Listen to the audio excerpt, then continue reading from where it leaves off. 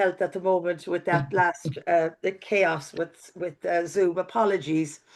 So, looking after our physical health, as we are all well aware, um, I know from myself, especially since the pandemic, my life became a lot more sedentary, and I wasn't moving around as much. Well, mine didn't. But but what we're thinking about also is just the little things that people sometimes overlook or are concerned about. Thinking about our eyes, eye tests can often pick up several different things, not just eye conditions like glaucoma or cataracts, but they're also eye tests can often show up stuff like diabetes and high blood pressure. And for those of you that are 60 or over, you're entitled to a free NHS eye test every 2 years, and a free test every year if you're 70 or over. So it's always worth, especially considering eye tests now they can pick up so much more than just thinking about your vision. It really is, your eyes really are the window, not just to your soul, but to an awful lot of your health, which is quite interesting. And also our ears. Um, Hearing loss is something that can be, a lot of the time people think, oh, I leave it go, it's not too bad. But actually, like most issues with our whole bodies, and I'm sure Dr. Tehseen will remind us all as well. Identifying things earlier rather than leaving them go and ignoring them is not, it's always best to get things looked at earlier rather than letting them go. And because early treatment is often likely to be way more effective when issues are diagnosed earlier. And again, NHS hearing tests are free. They can be arranged through your GP, but actually they can also, there's a lot of high street places like Boots or Specsavers that also do hearing tests, and they should be free. Although my colleague, we were talking about this yesterday, and I understand that some of the maybe Specsavers might charge you to print out the results. So that's kind of a little bit, I don't think that's fair. But your NHS hearing test should be free. And then again, depending on, you may be on a particular benefits where you actually can get support for your glasses also. So that's also another thing to look into and to be aware of. And our feet, obviously, our feet are taking the weight of all of us, and we don't pay them enough attention at all. And making sure that you're wearing good shoes, good supportive shoes. It's it is a bit worrying when you see a lot of the time people wearing slippers or slip-ons, because again, they're quite, it's not good for your feet. It's always good to have a bit of support. But if you do have painful or uncomfortable feet, it's not a normal thing. It's not, you don't just put painful and uncomfortable feet down to, oh, it's just an age thing, because your feet again can actually be a big flag for other things that are going on in your body. And of course, a lot can be done to improve comfort and relieve pain and maintain mobility. And I know as well, uh, certain local age UKs also have podiatrists and toenail cutting service. Not all of them, because I know it's a funded issue. Some of them charge, some of them don't. But it's worth finding out about from your local age UK about whether or not they do have a toenail cutting service or a podiatry service. Because I know sometimes as well there can be long waiting lists, or they can be very expensive if you're trying to find it out on your own. But it's always worth speaking to your GP to find out if you're eligible for NHS treatment, because again, it depends on the issues that you may have. And also, generally, with looking after our whole bodies, trying to find things that can be part of your everyday routine. Uh, you don't. It doesn't mean that you've got to go pumping iron in the gym. It might just be being outside doing a bit of gardening. If you don't have a garden, maybe your local park might have a friends group where that would not only be a bit of physical movement, but also you'd engage socially. But walking, just strolling, it's always just the movement is very good. We always know, you hear people going on about motion is lotion. And even though counterintuitively, we often feel that I'm in too much pain, my arthritis is hurting me, my rheumatism is hurting me.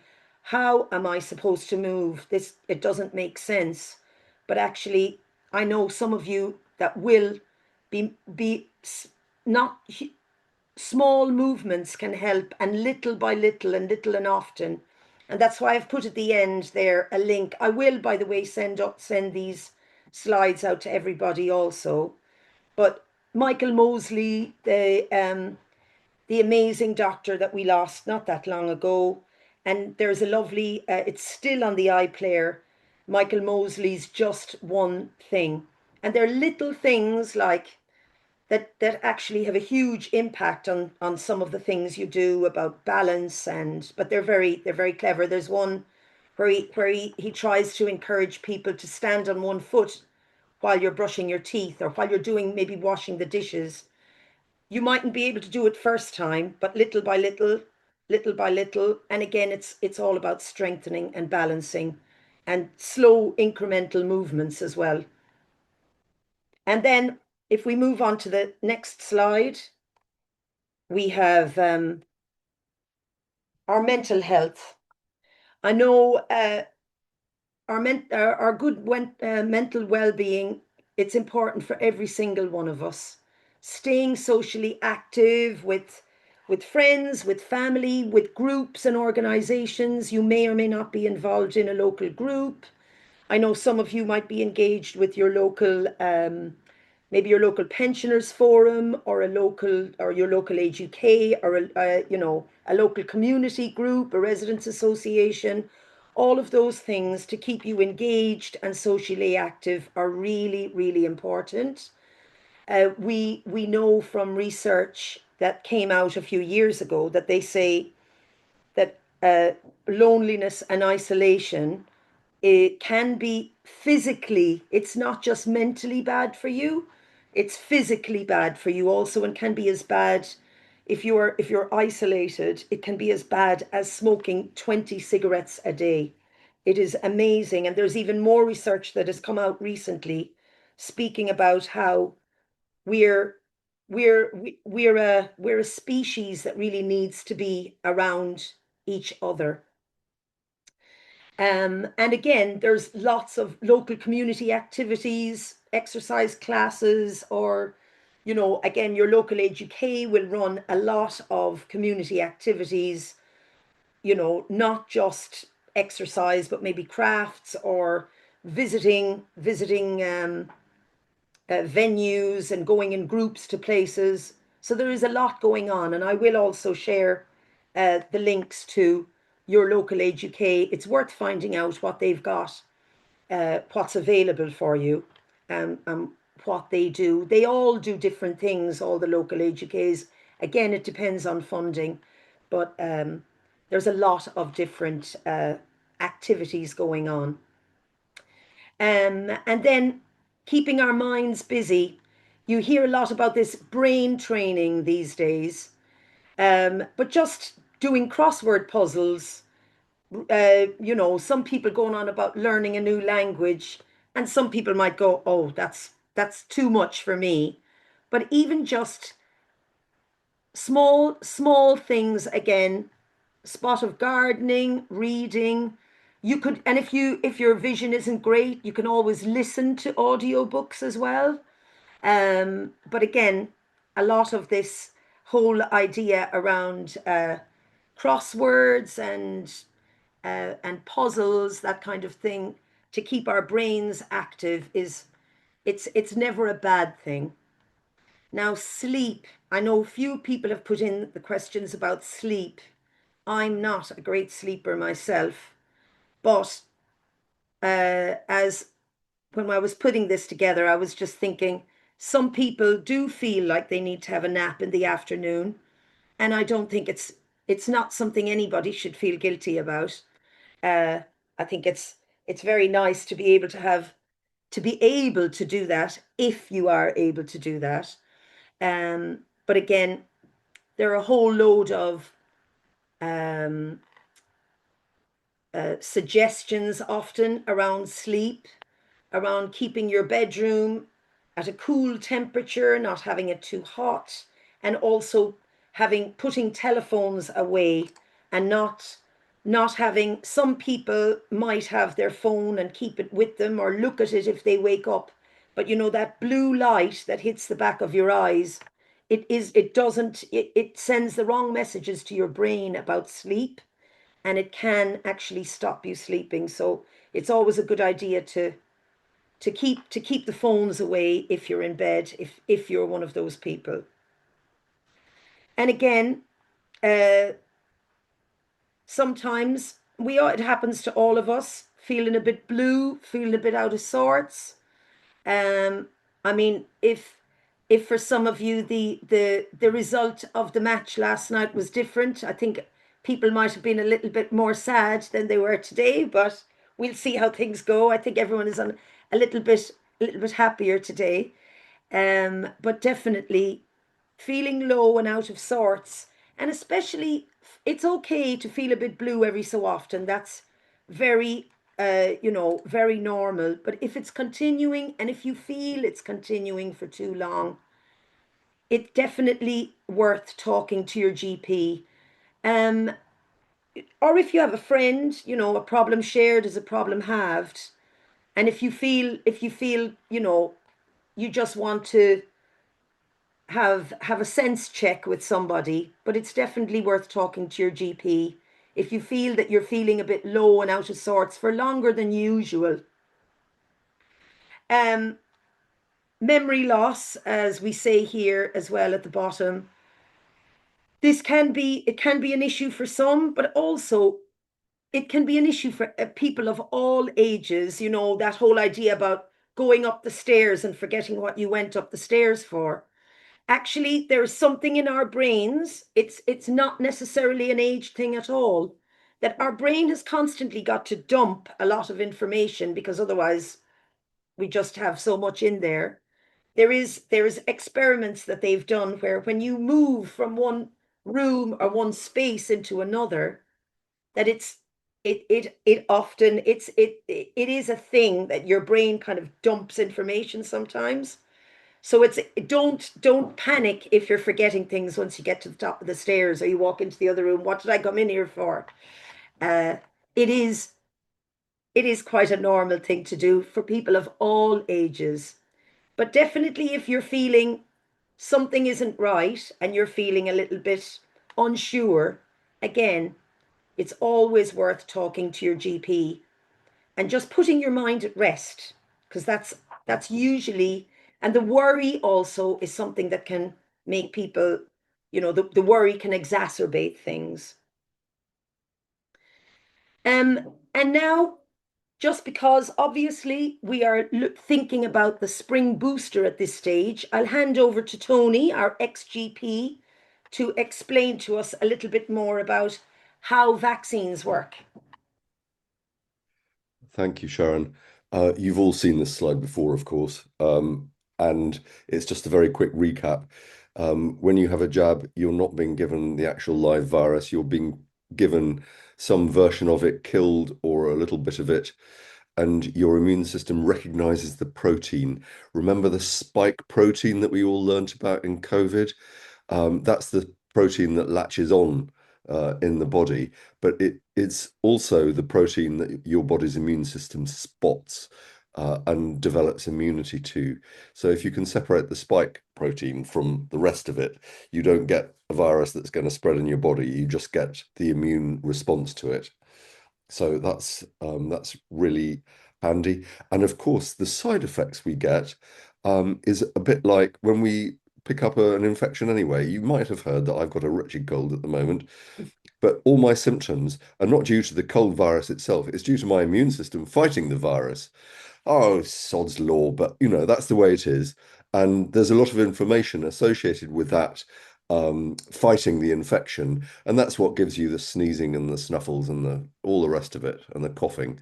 So, and the phlegm and stuff. So remember, it's your immune system that's doing the heavy lifting and letting you know all about it. Next slide, please. Yes. Right. Oh, this list gets very long, doesn't it? Keeping up to date with your vaccines. Very quickly, COVID only offered to over 75s this spring booster. You will all get offered it in the autumn, along with your flu vaccine, but it's only over 75s now. Why? Because the vaccine's actually done very good and it's raised our immunity and it's given residual immunity. And most COVID is not dangerous anymore. Some of it is, particularly if you're immune suppressed and so forth. But for most people, COVID is not the danger that it used to be. And I don't know that I don't have a COVID infection. And all I experience is a nasty cold, but most colds are coronaviruses. I'm not suggesting I have it, but I'm being careful not to spread it around as well. RSV. Now, this is a new one. Babies get RSV and older people, particularly frail older people. The rest of us get a nasty cough and we think it's just another bloody virus. And it is, unless you're frail, if you're very young or very old, and then it can cause a nasty infection in the lung and be quite dangerous. So if you're offered an RSV, take it. It's only the one, isn't it? And there's no age limit. Flu, we're all familiar with flu. It comes around every year. And because flu virus has a nasty habit of changing each year, we have to have a different flu jab each year. Now, there is some accumulated um, residual immunity, certainly, but it's best to have a yearly flu jab to keep up with what's circulating.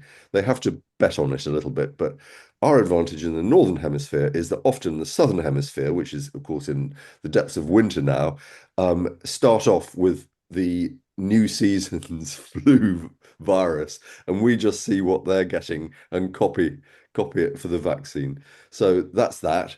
Flu is flu, and flu is still a very serious illness. For most people, much more serious than COVID now. So please get your flu jab. Pneumococcus. Now, this is a bacterial infection and it gives pneumonia. And it used to be called the old man's friend, would you believe? Because Wow. it carries people off, very old people often, but it can carry off fit young people too, or at least end them up in hospital. It causes something called a lobar pneumonia and it can make you very sick indeed. It's treatable with antibiotics, but even better, get the vaccine, and then hopefully you won't get it in the first place. And it's also sometimes a complication, a secondary infection with flu or something like that. So it's well worth getting your pneumococcal vaccine. Shingles. Now, if you've ever had shingles, you won't need me to tell you. This is the chickenpox virus that's been lurking around since you were a kid in the nerve cells in your spine. Your immunity drops, the virus reactivates and creeps along the nerves and gives you a really nasty, painful, itchy, ugly looking rash just in one part, whether it's down an arm, on your face, around your back, typically on one side only. But it can last a long time, make you feel really, really unwell, and can leave you with a nasty, what's called post-herpetic neuralgia, which is a fancy way of saying pain well after the shingles has cleared up. So if you haven't had your shingles, and remember there's two of them now, not just the one, please do it. A friend of mine got shingles 2 summers ago. She's in her 80s, and they referred her for cancer investigations because she was in so much pain. She stopped eating and was really very sick indeed. So please, please get your shingles. Next slide, please.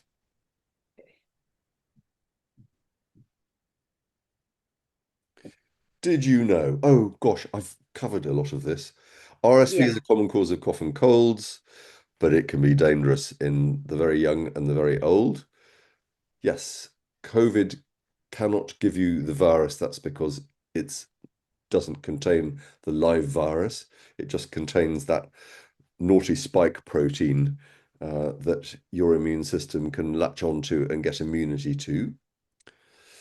Side effects. Oh, these vary so much. I've been really lucky in getting, on the whole, very few side effects from my COVID jabs, but I was lucky. I recognize that. And some people get quite unwell with it. Um, and if you need to take yourself to bed and take paracetamol and so on, then do so. But hopefully, as we all get more immunity to it, and as I was mentioning, residual immunity, the side effects from after the jab will get less. Healthy individuals usually recover from flu within 7 days, but, and this is the big but, it can increase the risk of developing more serious illnesses, infections I was just mentioning, bronchitis, pneumonia, or make existing conditions worse. And in fact, although um, these webinars have been very much aimed at COVID, except for the very first one, which was pre-COVID, uh, Mm, COVID is less of a problem now, and flu is still as much of a problem as it always was. always. So, by all means, get your jabs. I know it's a pain, and it's literally a pain. Who likes a needle being jabbed into it? And there's a very symbolic side to this of being encroached upon and even invaded by this wretched needle that the doctor or the nurse is wielding. But please get your jabs. It makes a difference. And I think, as Sharon will want to point out later, um, vaccines and clean water are the two biggest public health benefits ever to benefit humankind. Think about that. We all take clean water for granted. Um, let's do something about our vaccines as well. And I'll leave it there. Oh no, there's one more slide. One Very more, there's quickly. one more. Here's a bloke who's just had his Yes. jab and he's saying, I'm all right. Thank you. I think I've covered this actually. Pretty much. Yes. If in doubt, speak to somebody, please. And Yeah. that's how you can book your COVID jab. There's always the 119 COVID line to book. But your GP surgery or your local pharmacy will be able to advise you as to where to go. Let's Cool. leave it there, Sharon. Yes. Thank you. Um, I have sent a message to Dr. Khan, so I'm hoping he's Telling going him to to get a be move on. joining us soon. Yes, he did say he should be here now, and I'm not seeing, I don't know. No, Anyway. I'm not either. I'll just quickly also go through London councils. This is much more, if any of you are involved with groups or organizations, I know some of you are on committees for various groups and organizations. London councils have a campaign called Why Get Vaccinated, and they've sent us over a little bit of information. So oops, I'll just share with you. Let's hope I don't have the same crazy problems this time with this one.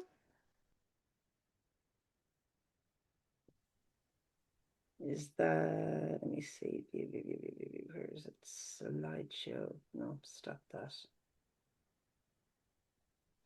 Yeah, slideshow. Oh, Ooh, here we look go. who's just Actually, joined. Teshin has joined. I'm just going to let him Let's in. go straight to him, Sharon. Yes.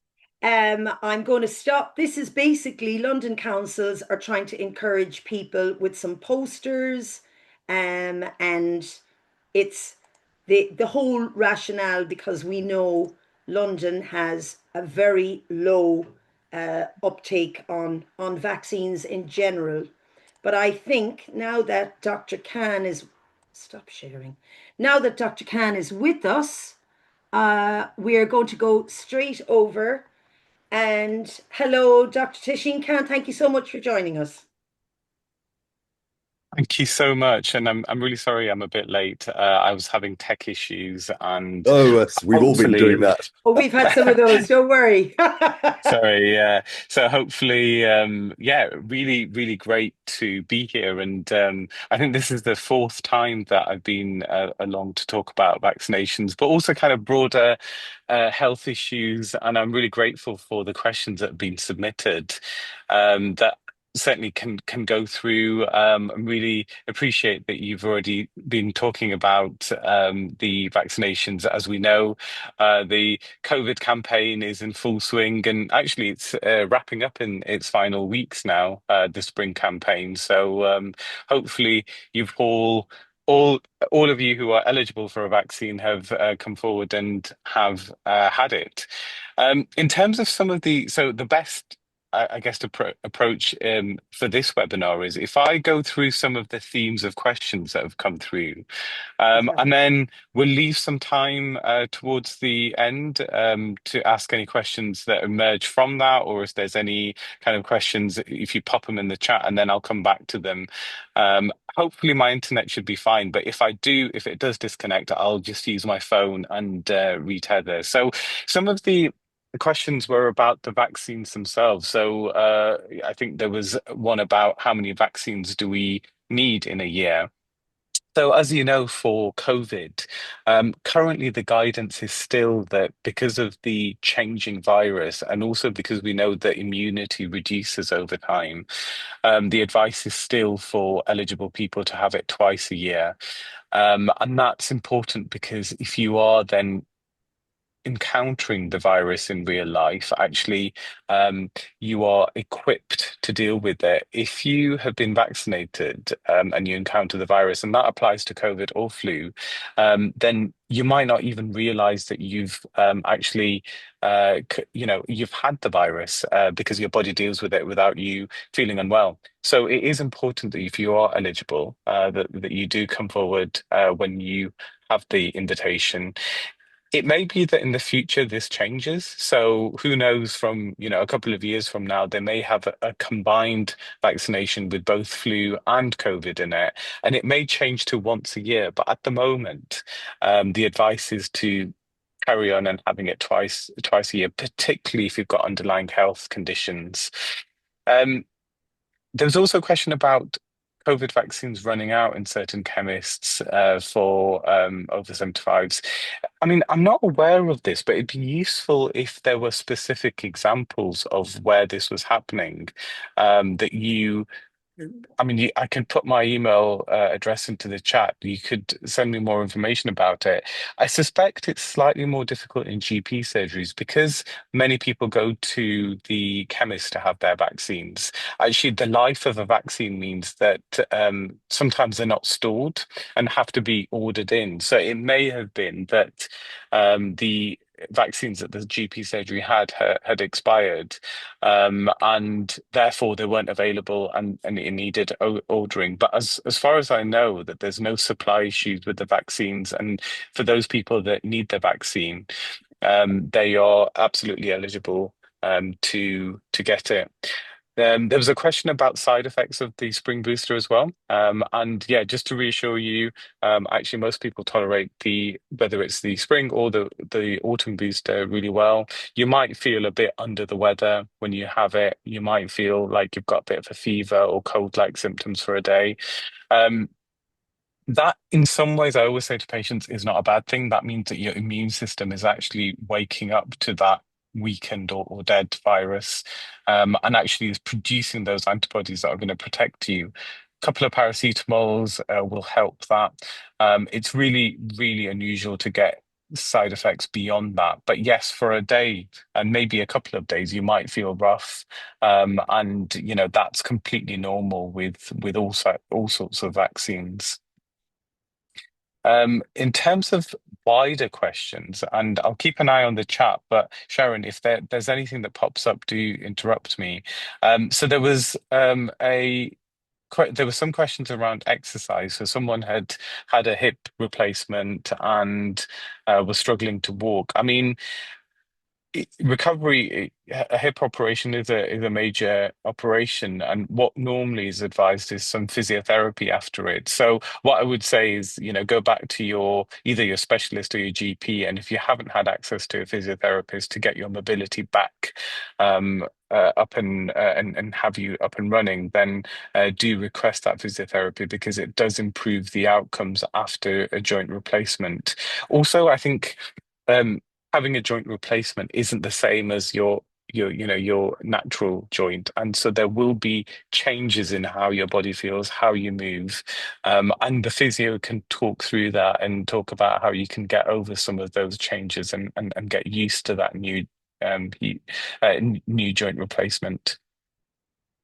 Um, Another actually important one is about heat waves, and we're starting one again now. I mean, I like warm weather, but I have to confess I find London particularly difficult. My bedroom has the sunlight shining through from 3 p.m. onwards, so by the time I go to sleep, it's absolutely scorching in there, and really, really, really hot. And unfortunately, a lot of these really hot summers will just continue with climate change and actually worsen. So I think it's really important that we are aware of the things that can help. I'll try and pop a useful leaflet into the chat that you can have a look through, but it's very normal to feel fatigued. Part of that is just the temperature itself, but also the dehydration aspect. So it's really important that you do keep well hydrated, that you try and stay out of the sun during the core hours of around midday to 3 p.m. When the sun's strongest.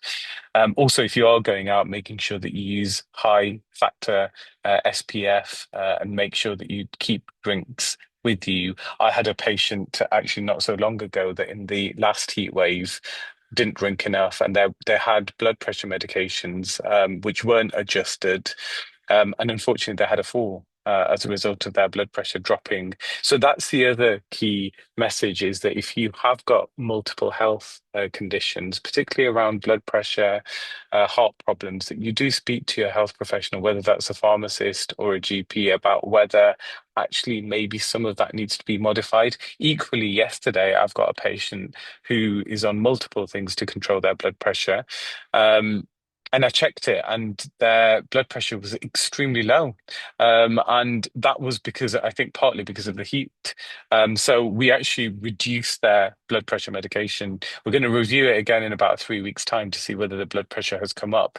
But of course, with low blood pressure, the risk is that you're not getting enough blood flow to the brain particularly when you are sat down and stand up suddenly, and that leads to your blood pressure dropping and can increase your risk of having a fall. So if you have been feeling dizzy, you're on blood pressure medication. If you feel a bit, feeling tired in heat is quite normal, but if you feel excessively tired and you're on medication, please have that discussion with your pharmacist or your GP, because it may be that your blood pressure is too low. Um, and it may be that that medication either needs to be reduced, or maybe even for a period of time needs to be stopped, like I did with my patient yesterday. And we're going to check it again in a couple of weeks and make a decision whether to restart it, or whether actually maybe they don't need that medication. So yeah, that's a really important one. Um, Let's have a look. Other questions. So exercises, there's a question around core exercises being important as you get older, or more important than cardio exercises. So exercise, it's always useful to look at it in three pillars. So there's cardio exercise, which gets your heart rate up and gets you out of breath, which is really good for your cardiovascular health, helps use up excess sugar, and is really good for general health. And it's, as I said, the kind of exercise that gets you going and gets you out of breath. The second kind of exercise is strength training, which is also very important for everyone, and particularly as you're getting older, because strength training, so by that I don't mean huge dumbbells at the gym. It can be something as simple as having very 1 kilogram dumbbells, or even I advise to some people that can't manage that, a can of tomatoes or a can of beans to use as a bit of weight. So things that you've got at home. And what that does is that when you do kind of arm or leg exercises with those weights, you are putting your muscles under tension. You're also putting your bones under strength, sorry, bones under a bit of pressure, which is a good thing for them because that improves the strength of the bones and the muscles. So that strength training is a really good part of that. And your point about core exercises, so that would be considered as a strength exercise. Absolutely is as important as cardio exercise. And the third aspect of exercise is flexibility.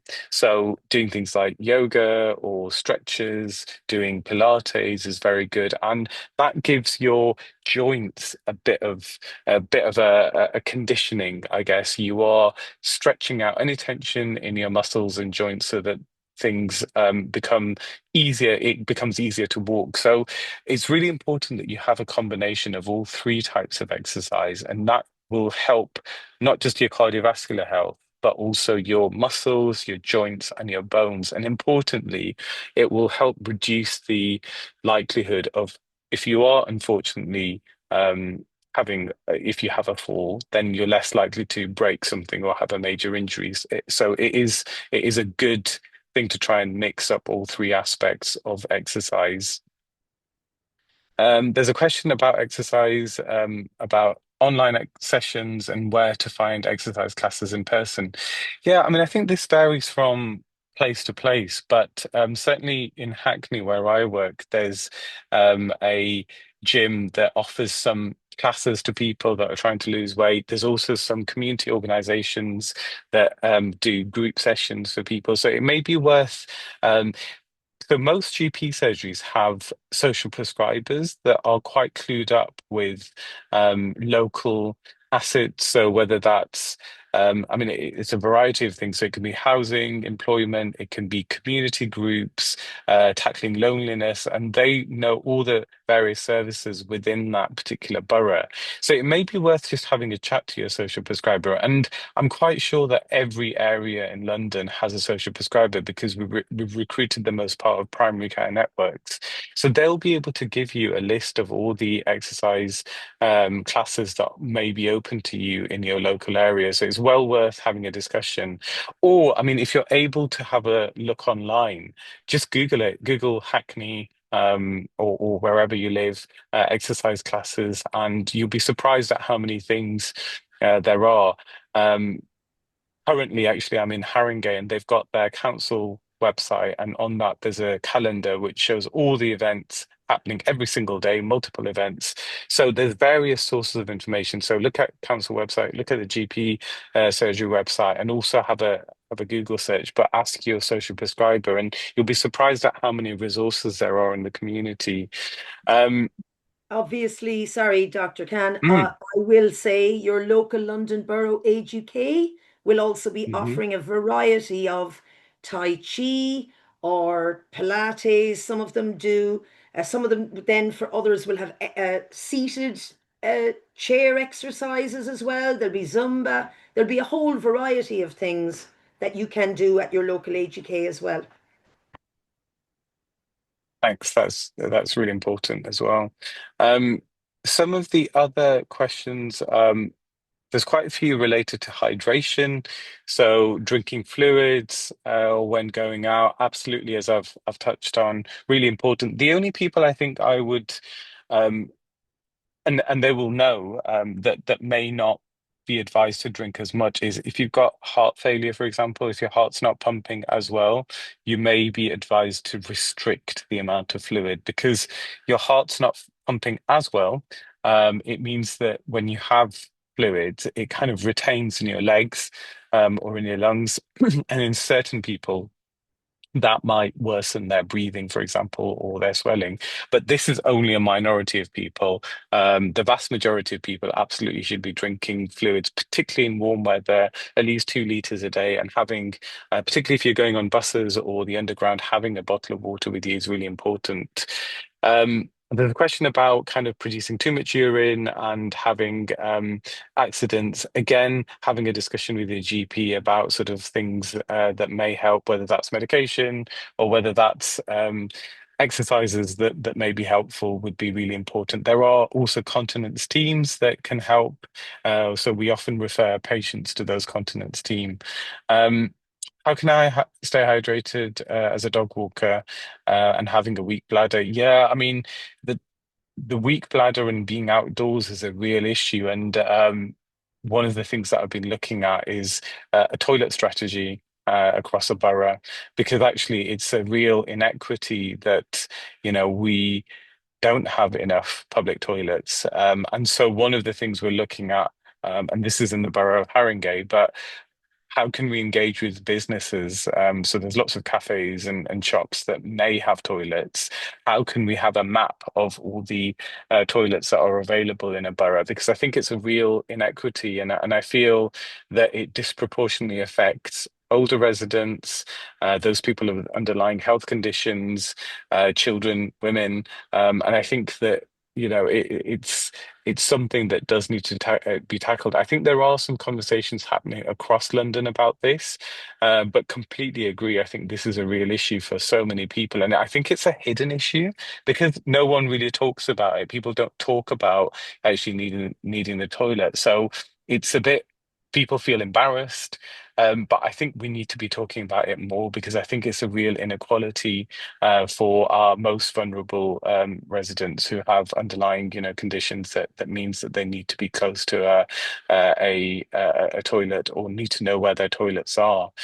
Um, And going on again, to Mhm. sorry, I Sorry, just Sharon. sorry to interrupt. AGK Mm. London has also, we've set up something called the London Loo Alliance with 15 other charities because the provision of public toilets is not a statutory requirement. And as you can imagine, local councils don't have the funding, so they're going to cut whatever they can. But it is something I will talk to you about this separately. So the London Loo Alliance and calling for, more, the provision of more public toilets as well. And AGK London has just produced a really interesting toolkit on how local authorities can set up community toilet schemes.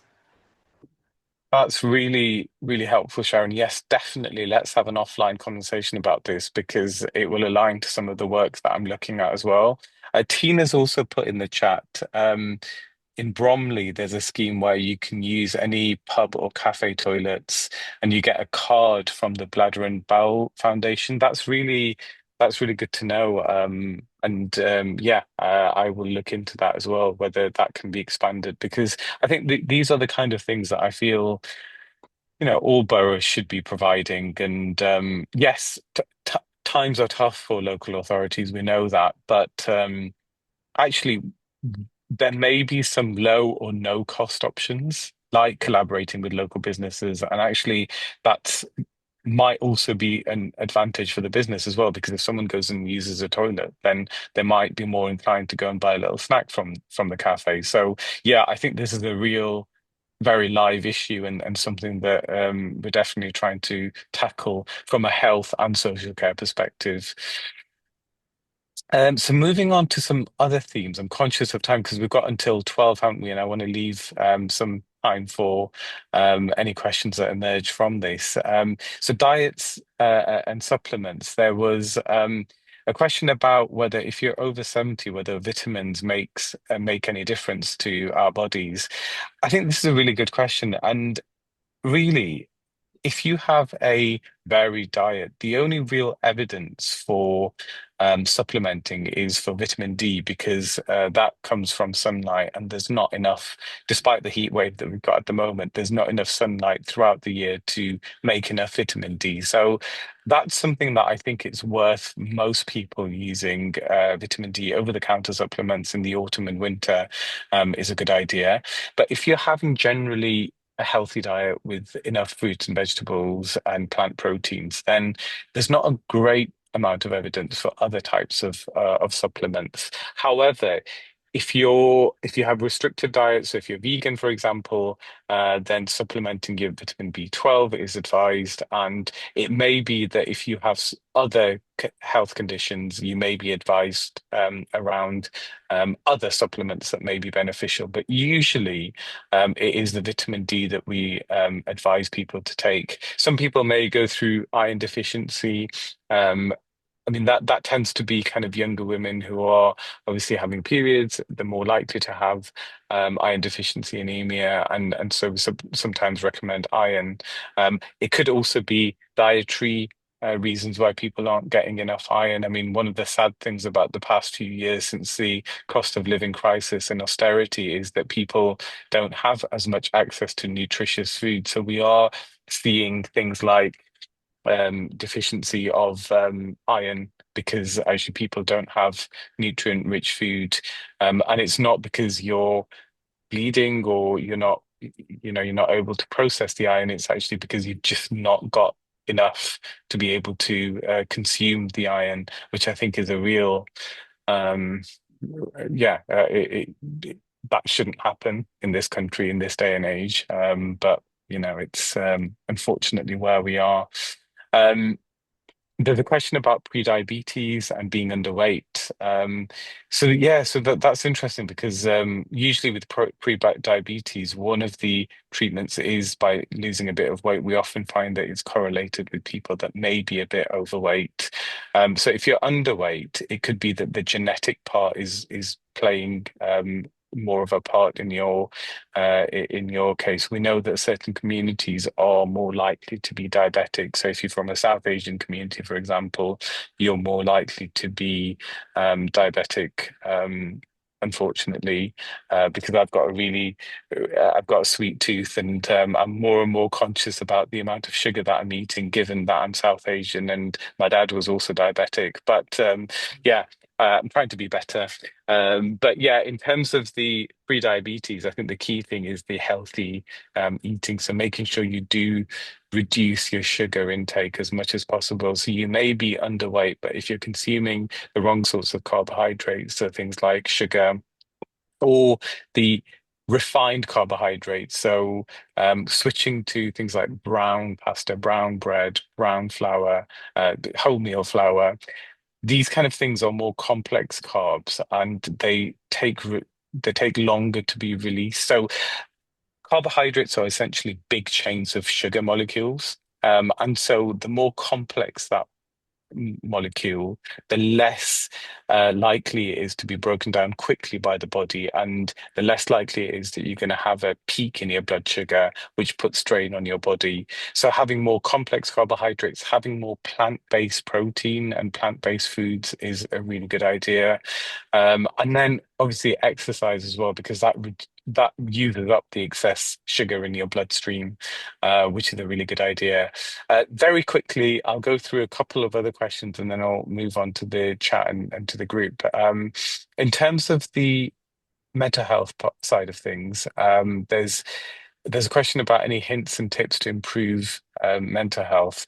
Yeah, I mean, this is a real, and one of the things that we're seeing more and more of is social isolation. And actually, that being a real issue for many people, and particularly our older residents. I mean, I have some housebound residents who I see every quarter proactively, and often it's either myself or carers that will check in with them, and they feel really isolated. So I've, tried to engage them with their local community and befriending services, but it's a real loneliness is a real issue. So trying to connect with others, so coming along to Age UK events or seeing what's happening in your local area. So in our GP practice, we've got some volunteer groups that meet every Tuesday morning for a coffee morning. We've got a gardening group, we've got a knitting group, and so you could be doing something that means interacting with other people. We're social animals, and actually, if we lose that social side, we don't like it. And so it's really important that you do connect with others. Movement. So we know that exercising releases endorphins, which are natural antidepressants that can make you feel a lot happier. Quality sleep is really important as well. So that's prioritizing that as much as possible is really important, and also kind of talking about some of your concerns with a friend. The act of, I see patients often with mental health issues that they may be seeing, they may be having anxiety or depressive symptoms. And we talk for whatever, 10, 15, 20 minutes. And at the end of the discussion, I've not done anything apart from listen to their issues, and already they feel better because actually that's the first time they've verbalized some of their emotions. And so just the act of talking about how you're feeling can be really unburdening for people and can be quite helpful to try and, you know, note down your issues and be able to talk through them with a friend. And I think it can be really empowering. So I would absolutely encourage you to do that. And then, yeah, kind of as I said, all the other aspects of making sure that you are seeing your GP regularly, you're taking your medications properly, because it could be that, if you are still finding that you have got issues with your mood, that maybe you need some more formal kind of counseling, or you may even need medication. But having that discussion, if you feel that things aren't getting any better, having that discussion with your GP, I think is really important. I think I will leave it there because I appreciate I've got 9 minutes left. Sharon, shall we take some questions if there's any based on, I appreciate I probably talked quite quickly. I was trying to make up for the time that I wasn't here, but any questions at all or any clarification? I'll have a look through the chat as well just to make sure that I've not Yeah, I missed anything see. there. I see Valerie in the chat has said that she had an RSV vaccine in 2024, and then nobody told her it was a one-off. So then she kept getting messages about it. Again, it's about communication, really, about how information is clear. For those of you that are able, remember the NHS website is full of loads and loads of information.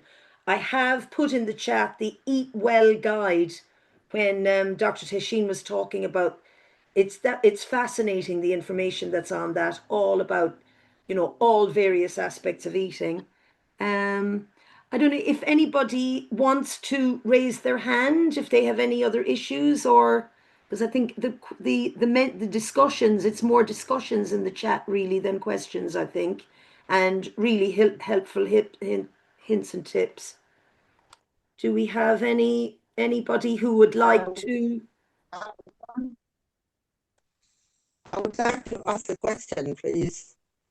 Yes. My question is about balancing.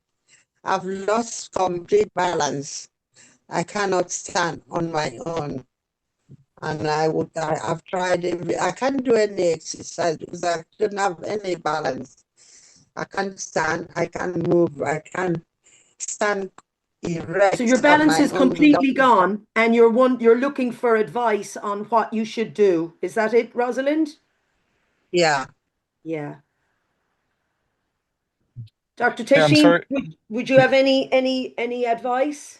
Yeah, no, I'm sorry to hear that, Rosalind. And I think it's really, I mean, you may have done this already, but I think, obviously contacting your GP surgery is really important because there's many different reasons for why you may have balance issues. So it could be um, something to do with your balance organ, which is behind your ear, and that balance organ tells your brain whether you're standing up or lying down, and sometimes that can become disrupted.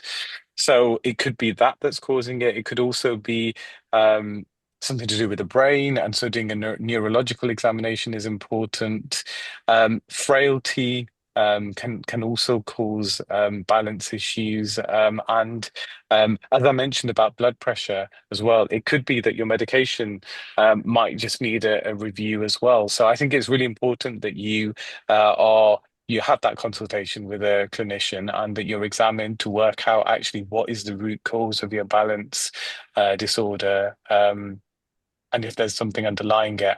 can that be corrected? And if so, how can it be corrected? If it's a balance organ issue, then sometimes we can use tablets to help with that. There's also certain exercises that can help with balance if it is to do with the balance organ. Um, there's actually in some areas, and unfortunately, because of the cuts in local authorities, some of these initiatives have been cut, but there were specific balance and strength classes that some areas were doing to help residents, and again to help the likelihood of people falling if they were finding that it was frailty related balance issues.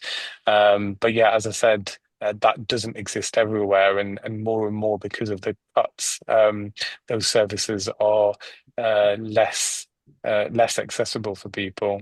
But yeah, anyway, the key thing being that if you haven't already, getting an assessment by a clinician would be really important. And I suppose maybe even starting doing exercises in your chair just to start, but definitely getting checked up. I'm sorry to say I have had a check with every neuro. I've had scan. I've been declared that nothing is wrong with my brain. I'm 86 years of age and I can't do anything. I've tried on my own. I'm a dietitian. I watch what I eat, but I don't seem to get any strength in my bone or my balance is not getting any better. I've had the doctor, I've been assessed. They can't do anything for me, so I'm a bit worried that coming on this platform, I thought, well, I'll get some suggestions. That's why I brought it up. It's quite hard to hear you, but I see you're saying that you have been tested and the doctor isn't able to help you. No, they haven't. Okay. Mm, But sorry. you said you have had the neurological tests. Is that right? Mm, It's very hard to hear you, Rosalind. Your connection isn't No, I've great. had a scan. I've had Yeah. scan. I've got the mm, scan. There's nothing wrong with my brain. Okay. Nothing wrong with my brain. On your inner ear. mhm. Yeah, So maybe the chair, and have you tried any chair exercises? I've got numerous exercises and I've been trying the ones I could try, and it's not helping me. Mm. Yeah, I'm sorry to hear that, Rosalind. I think it's really difficult. Sometimes, I always say that there are limitations to kind of medicine. Sometimes, there are, despite not coming to a diagnosis, people have symptoms and we're not able to tackle them. Perhaps frailty is part of it. But yeah, I'm going to post some balance exercises just in case these are ones that you've not had a look at. But yeah, I'm sorry to hear that you're going through this. It sounds really difficult. Um, yeah, not easy at all. Angela, did you also have your hand up? Yeah, Yeah. yeah, I have another question. Yeah, I have long-standing arthritis, and I'm just wondering how often you would recommend me to use pain mitigation medicine, like for example, paracetamol.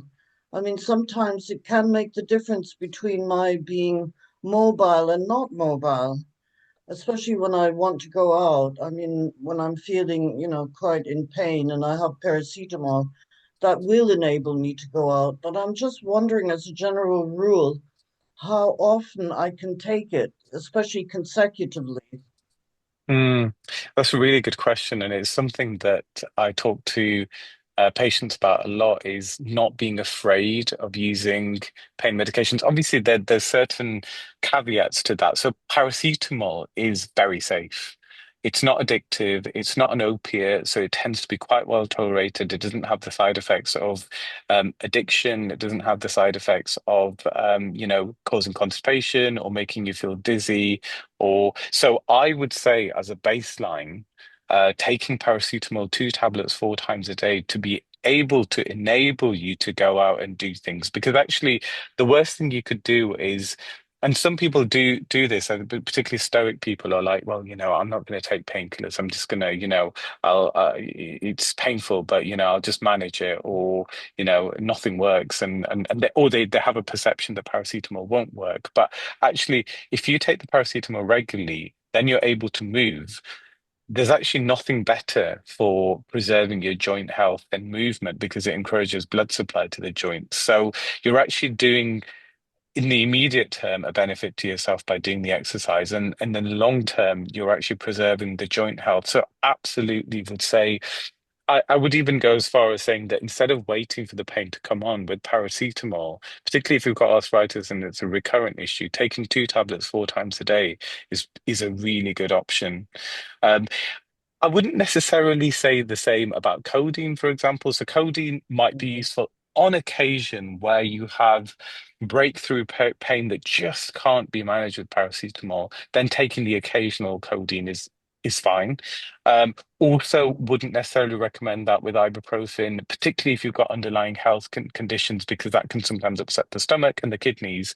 But paracetamol, absolutely, 2 tablets 4 times a day. And people often have this thing, oh, well, it doesn't work. But actually, if you take it regularly enough, paracetamol is a very effective painkiller. It's just that I think sometimes people take it on occasion and then it's less effective, I think. So yeah, absolutely encourage that. Okay, thank you. Thank So you. it doesn't matter. I mean, I can take it like day after day after day. Mm. Yeah? If Okay. it enables you to move and exercise, absolutely. Yeah, it's not necessarily exercise. It just means I can go out and meet a friend or Mm. shopping or whatever. I mean That's that I exercise, would isn't it? classify as that exercise. Yeah, Oh, absolutely. Yeah. okay. Mm.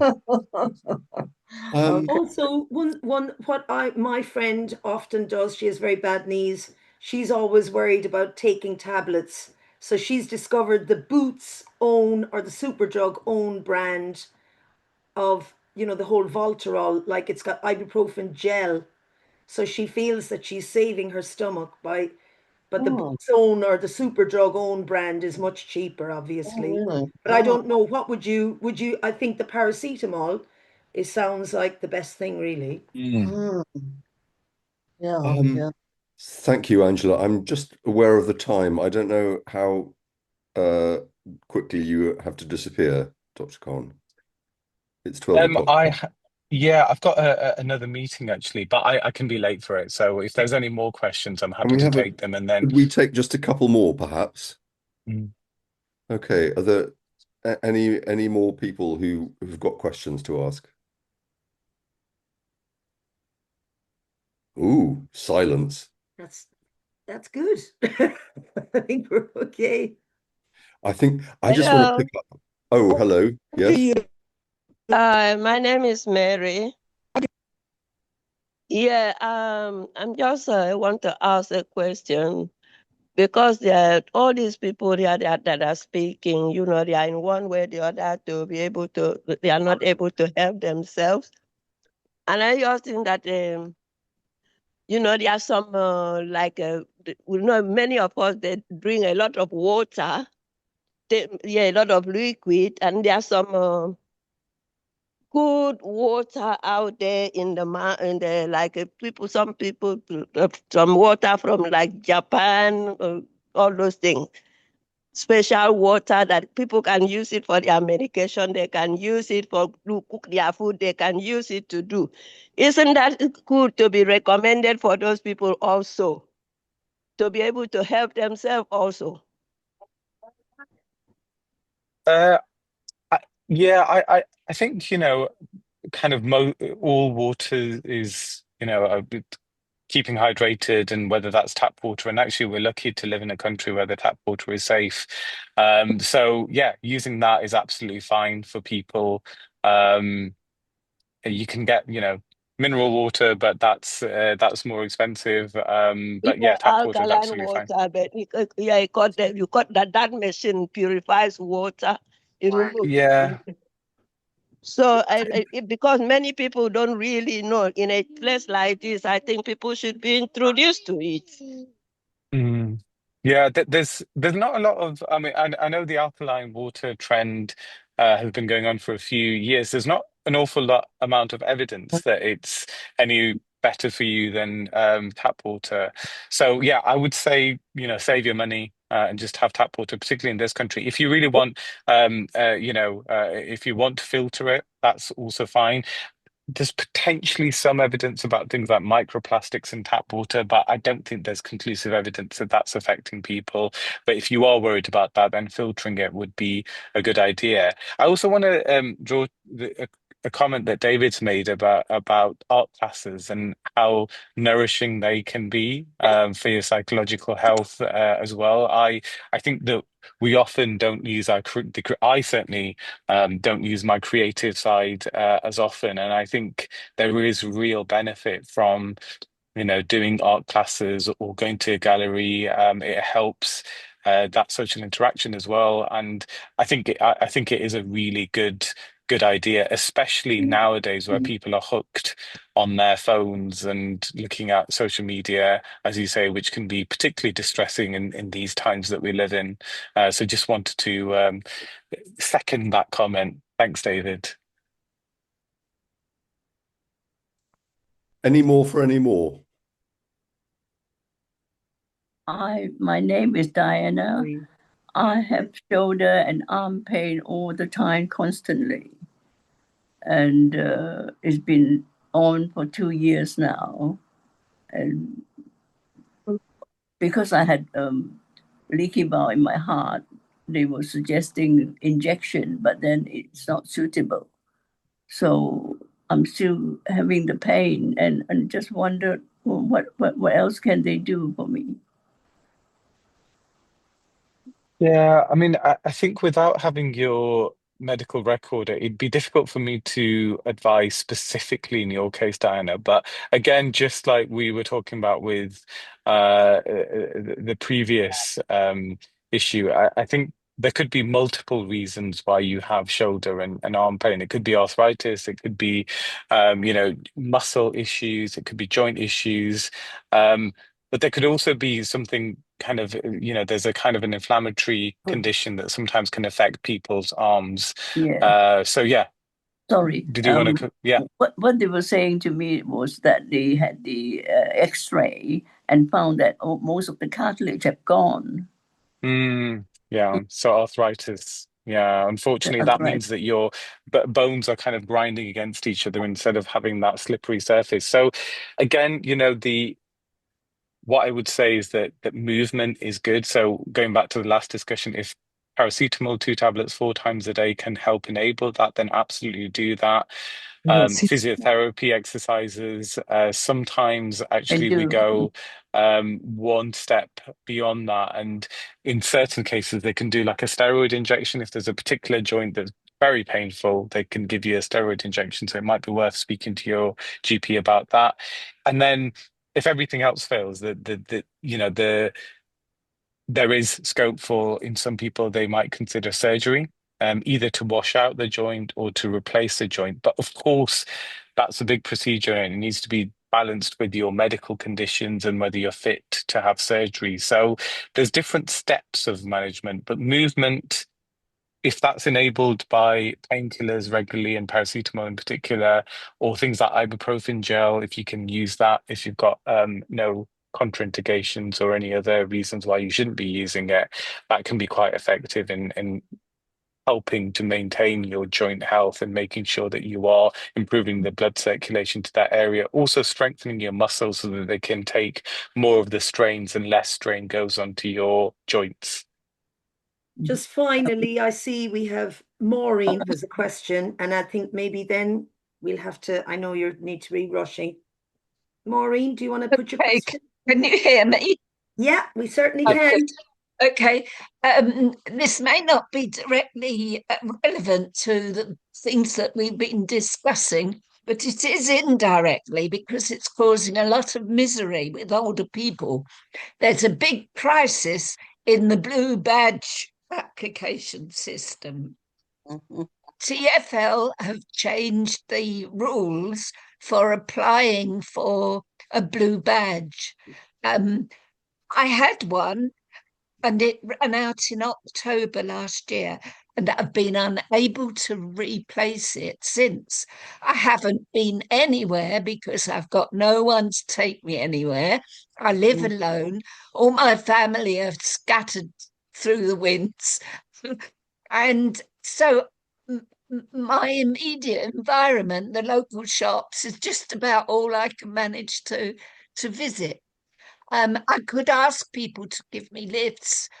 I often, I've had to pay taxes to go to appointments because my GP is advising for private clinics and I can't get hospital appointments to private clinics covered by the transport system, the hospital transport system, to take people to clinics.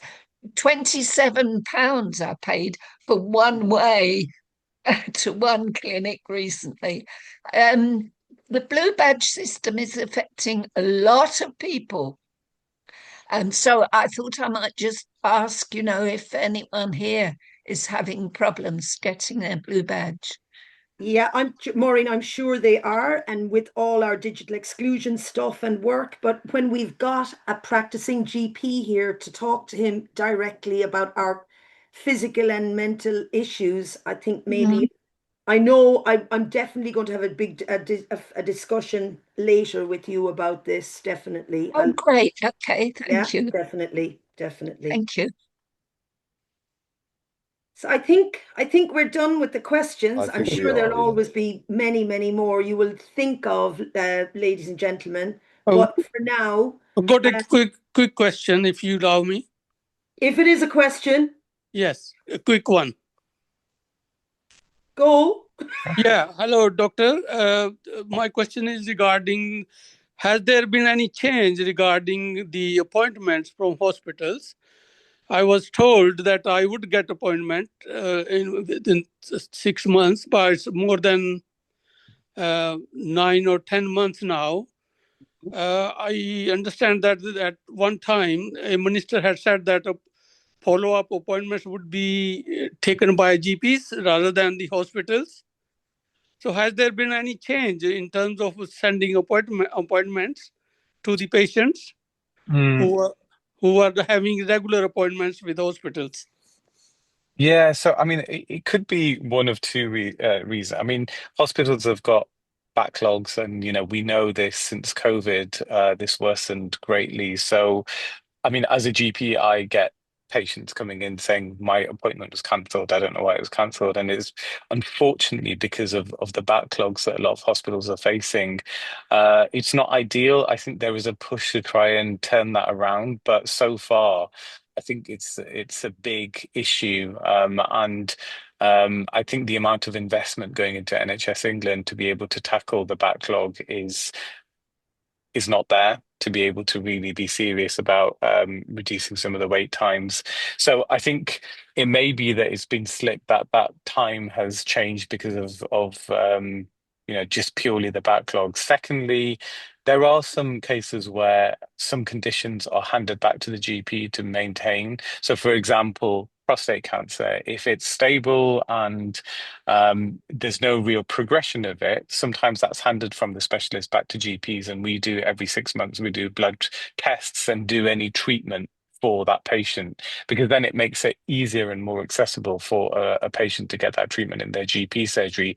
So we may in the future see more of those kind of what we call shared care agreements, where certain specialist areas are being transferred to GPs because they are felt to be stable, and there's also a way that we can escalate it back to the specialist if needed. And I suspect that will increase, given what I just said about the backlogs, and that might be an avenue for hospitals to try and reduce some of the backlogs that they are facing. So has it already happened, or is it going to happen?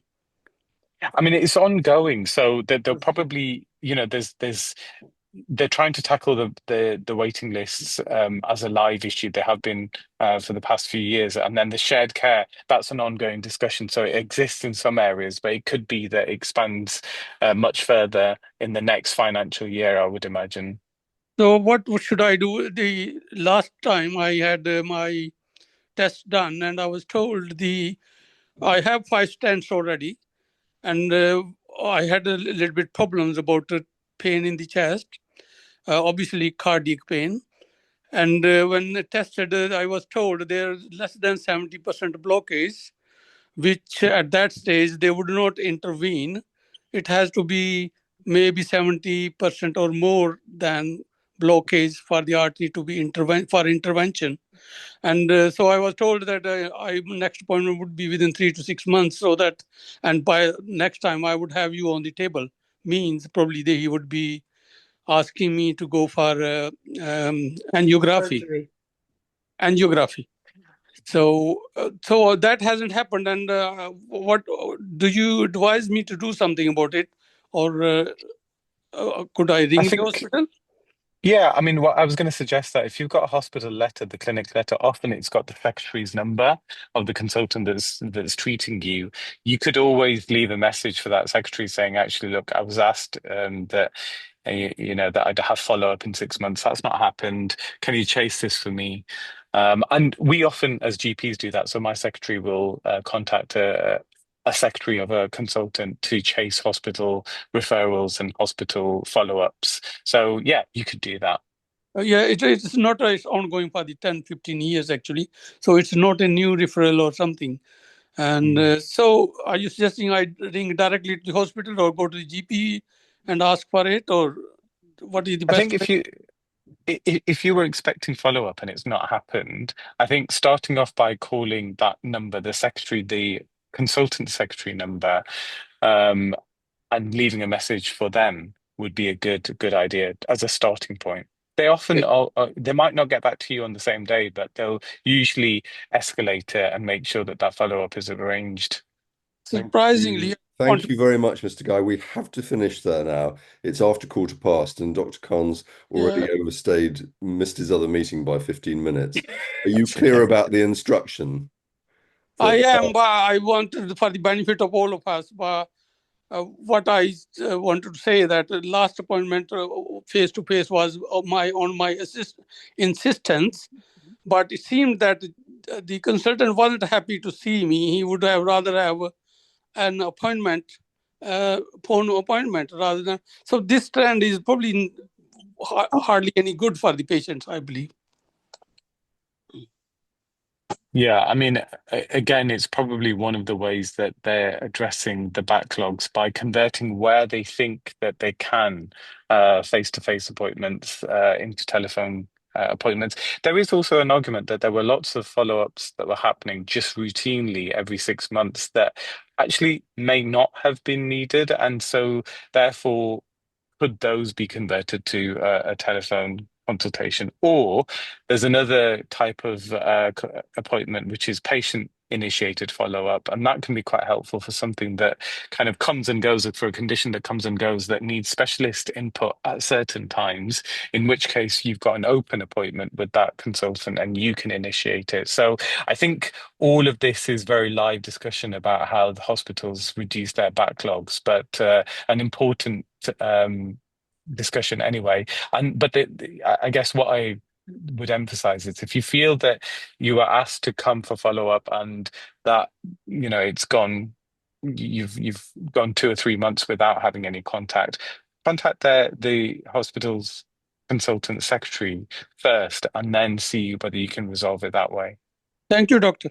Thank you very much indeed. We must finish there. Thank you so much, Dr. Khan, and thank you for staying with us for longer than you should have done. So I'm really grateful for that. And I think we're all grateful for another great session. Sharon does a lot of work organising these events, and a big thank you to her. Thank you to NHS London for giving us some money so we can do this. And thank you again, Dr. Tehseen Khan. Thank you so much, Dr. Khan. Fantastic. Thank you. It was a pleasure. Thank you. And thank you to everyone who's come, who's listened, who's contributed in whatever way. Much appreciated. Thank you. And I will send out a follow-up email to everybody, and I will add those links with the exercise links and the heat wave information, as well as the some of the other and the slides also that we shared. And if you've got any questions following that, you can always reply to me with any queries. Thank you Thank so you much again, as ever. everybody. Thank you so much, Sharon. Bye. Bye. Bye. Hello. You've Bye. finished, I'm afraid.